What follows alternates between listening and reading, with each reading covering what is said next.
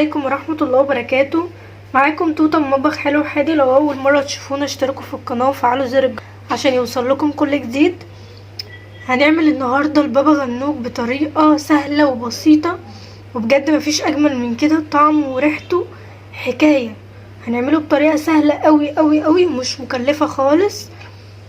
ينفع مقبلات جنب اي حاجة، ينفع صوص حلو قوي جنب اي اكلة، سمك مشوي، فراخ مشوية، قرنبيط، بطاطس، اي حاجة ان شاء الله تاكليه كده.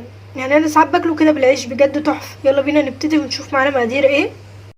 نعمل البابا غنوج بتاعنا. هننضف البتنجان بعد ما عملناه شويناه على النار. احنا بنحطه على عينه بوتاجاز. انت لو مش عايزه عيونه بوتاجاز بتاعتك تبقى يعني اللي هي متتبهدلش، ممكن تدخليه الفرن زي ما والدتي ساعات بتعمل. والدتي دلوقتي ربنا يبارك لي في عمرها بتنضفهولي. بس انا اقول لك حاجه برضه، اقول لك معلومه حبيبتي، انت لو حطيتيه على البوتاجاز يما ما يبهدلش الدنيا. خلي بالك ليه بقى؟ لان انت مش هتقعدي تلفي في البتنجان اللي مثلا ايه. دلوقتي انا حطيناه اهو اول مره، هنستنى عليه شويه ونرجع على قلبينه على الناحيه التانية بس، ولا هتوسخي البوتاجاز ولا اي حاجه. انا بعمله كده عن نفسي، فانت براحتك بقى على حسب راحتك. وبجد بيطلع جميل قوي قوي، احلى من لما بتحطيه في الفرن. وبرده كل اللي بيريحوا بيعملوا. دلوقتي اهو بننضفه مع بعض. وخلي بالك لو في حته قشرايه ولا حاجه ما تتضايقيش، فاهماني؟ ده في ناس اصلا اللي انا اسمع عنهم اللي هما مش بينضفوه، بيخلوه زي ما هو كده وبيعملوه، بس احنا بنحبه هنا كده. اهو. بصي اهو زي ما انا وريتك كده من عندي. ايوه بتقطعيه من الحته اللي فوق دي. اعملوا لنا لايك لو ما عملتوش، واحلى تعليق قمر منكم كده. بجد بفرح قوي بتعليقاتكم. قولوا لنا ايه رايكم برضه. من اجمل المتابعين اللي في قناه اسمها مملكه حوا، بجد بتقولي كومنتات قمر قوي. شكرا ليكم كلكم على كومنتاتكم الجميله. تشيليه بقى من فوق. بصي احنا بننضفه مع بعض، بس عايز يعني طول بال شويه، يعني فاهماني مش ايه. وخلي بالك والله طعمه هيبقى اهو. جميل بصي جدا. وتقومي شايلاه من الحته اللي فوق دي. دلوقتي بقى اخلص كميتي وارجع لكم تاني.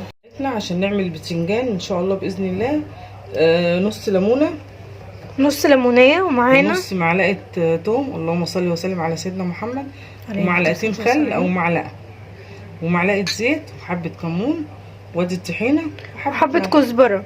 وحبه كزبره. دلوقتي بقى احنا قطعنا البتنجان بتاعنا وحطيناه في خلاط بالشكل ده، وهننزل بقى عليه بالمكونات بتاعتنا اللي هي ايه. نحط كمون وكزبره، نحط الثوم. ضربنا اللهم صل على النبي البتنجان بتاعنا، وحطينا عليه الخل، وحطينا ايه تاني؟ وكزبره والثوم. هننزل بقى دلوقتي بالزيت.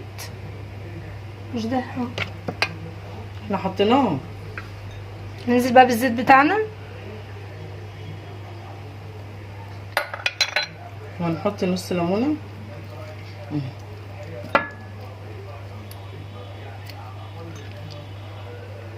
عصرة ليمونة كده بتبقى قمر، بتخليه طعمه زي القمر. بجد هيعجبك جدا، وجربيه. وكمان هيبقى ابيض مش هيبقى اسود. بيبقى مقبلات جميلة قوي جنب مثلا فراخ مشوية، جنب القرنبيط، جنب اي حاجة. وننزل بقى بالطحينة بتاعتنا. عايزه تحطيها كلها اللي يعجبك. احنا حطيناها اهو كلها. يلا مش خساره فيكم.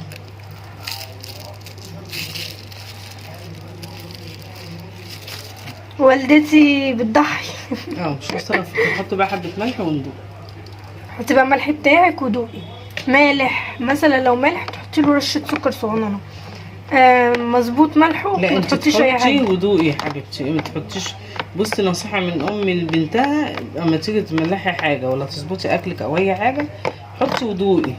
مش ترمي مثلا معلقه ملح من غير ما تدوقي، لا حطي وتدوقي. محتاج تاني تحطي، مش محتاج ما تحطيش. لكن لو محتاجه اللي انت تعالجيه ولا حاجه، حطي له رشه سكر بسيطه قوي. ممكن برضه زي ما توته بتقول.